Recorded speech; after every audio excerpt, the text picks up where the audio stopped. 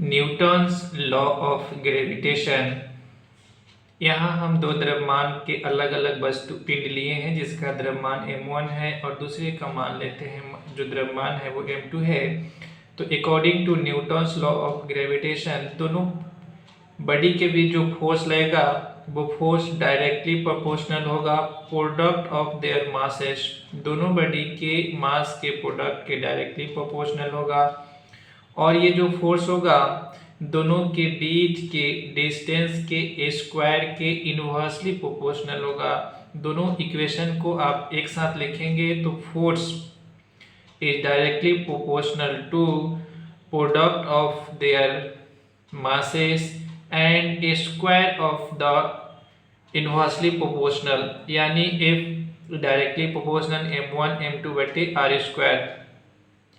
यहाँ से आप लिख लेंगे F बराबर इस साइन को यानी डायरेक्टली प्रोपोर्शनल का जो साइन है उसे हटाएंगे तो लिखना पड़ेगा आपको एक कांस्टेंट, जिस कांस्टेंट का नाम है यूनिवर्सल ग्रेविटेशनल कांस्टेंट यानी कैपिटल G m1 m2 बटे r स्क्वायर।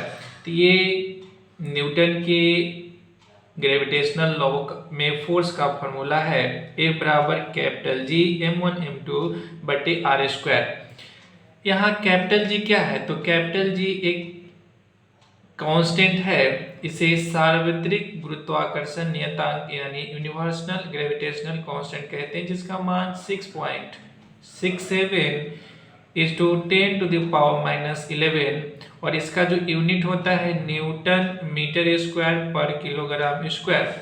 इसका वैल्यू और यूनिट दोनों ही काफी इंपॉर्टेंट है, आप इसे ध्यान में रखेंगे। अब हम बात करेंगे कि कैपिटल G जिसे हम यूनिवर्सल ग्रेविटेशनल कांस्टेंट कहते हैं और स्मॉल g जिसे एक्सेलरेशन ड्यू टू ग्रेविटी यानी गुरुत्वीय त्वरण कहते हैं, है ना, ये दोनों का वैल्यू में क्या डिफरेंस है? तो ये तो कैपिटल G का वैल्यू यहाँ लिखते हैं, लेकिन स्मॉल g का जो वैल्यू होता है वो 9.8 और इसका जो यूनिट होता है मीटर प्रति सेकेंड स्क्वायर, क्योंकि स्मॉल g क्या है? त्वरण है, ग्रेविटेशनल एक्सेलरेशन कहते हैं, जबकि कैपिटल G ये है universal gravitational constant.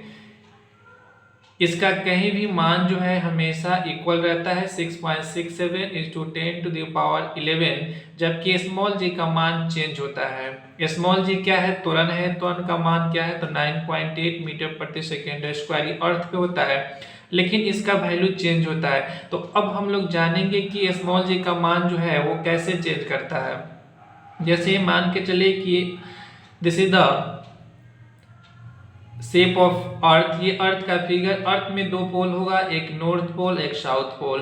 This is the north pole और साउथ पोल।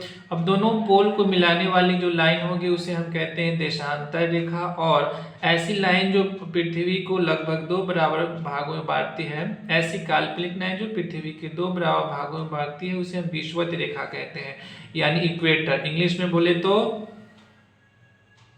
इसे इक्वेटर कहते हैं ना। और ये आपका सेंटर ऑफ अर्थ हो गया, इसे मान के चलिए आपका this is the centre of earth. Small g का मान विषुवत रेखा पे यहाँ पे क्या होगा? मिनिमम होगा। स्मॉल g का मान विषुवत रेखा पे क्या होता है? तो मिनिमम होता है, कम से कम होता है।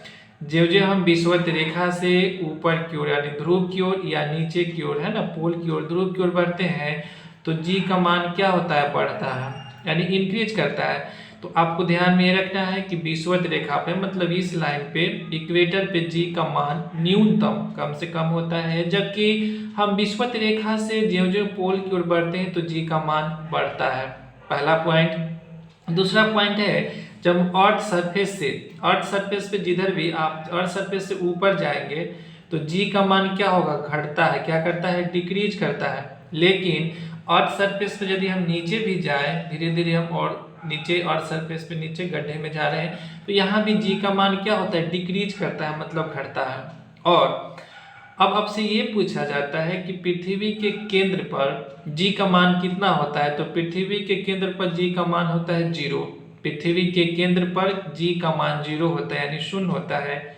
इसलिए किसी पिंड का भार पृथ्वी के केंद्र पर 0 होता है। तो आपको यहाँ से 4 पॉइंट याद रखना है। पहला पॉइंट ये कि विषुवत रेखा पर जी का मान क्या होता है, न्यूनतम होता है। जो जो हम विषुवत रेखा से पोल की ओर बढ़ते, या तो आप इधर बढ़िए चाहे इधर बढ़िए, यानी ध्रुव की ओर बढ़ते हैं, तो जी का मान क्या होता है, तो जी का मान इंक्रीज करता है यानी बढ़ता है। पॉइंट नंबर ये था 1 आपका 2। पॉइंट नंबर 3, तीसरा पॉइंट है कि जब ऑड सरफेस पे आप ऊपर जाते हैं और या नीचे जाते हैं तो दोनों ही स्थिति में जी का मान क्या होता है, घटता है। जी का मान घटता है। It's okay. एंड चौथा पॉइंट है पृथ्वी के केंद्र पर जी का मान क्या होता है, शून्य होता है, शून्य। इसीलिए किसी पिंड का भार पृथ्वी के केंद्र पर शून्य होता है। आई होप यह वीडियो आपके लिए काफी हेल्पफुल होगा। धन्यवाद।